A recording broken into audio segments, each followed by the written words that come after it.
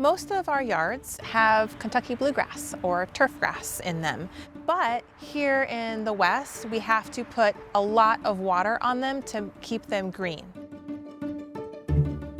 Now we're recognizing that with the lower amounts of water that we have from the Colorado River, that we need to have different types of landscapes that are really Colorado or the West types of landscapes that are beautiful and vibrant landscapes that don't require as much water.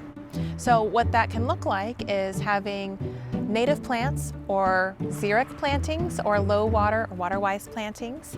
All of them mean the same thing, where we have plants that have drip system underneath them, and so it's very efficient type of watering. And they are either native plants or plants that are adapted to our climate.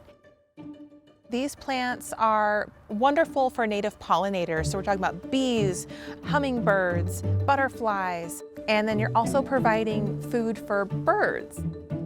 Once you start getting people who are doing these together, like neighborhoods, you create wildlife corridors.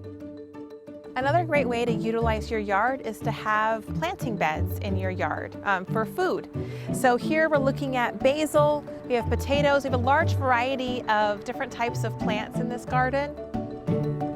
Another way that you can save water is by using your rain barrel water on your food production gardens. Rainwater harvesting is using the water that falls on our houses and then collecting it or having it diverted to infiltrate or soak into the soil. The only thing that you don't want to water with your rain barrel water is your leafy greens, which could be your spinach, kale, etc. And that is because rain barrel water has collected different pollens and contaminants from your roof. It is safe to use on your garden, but with your leafy greens, anything that you're eating directly, it's safer to not use it. So this is a rain garden. A rain garden is watered by the rain. So you can see here there are two rain chains that feed into this rain garden. A rain garden is a shallow depression. What this does is just slow the water down to allow it time to soak into the ground. So you have a combination of rock and mulch that can be used. The mulch is used to prevent weeds, but also to help keep moisture around the plants so that they can access that water later. 50% of our water for our residential homes we use on our landscapes.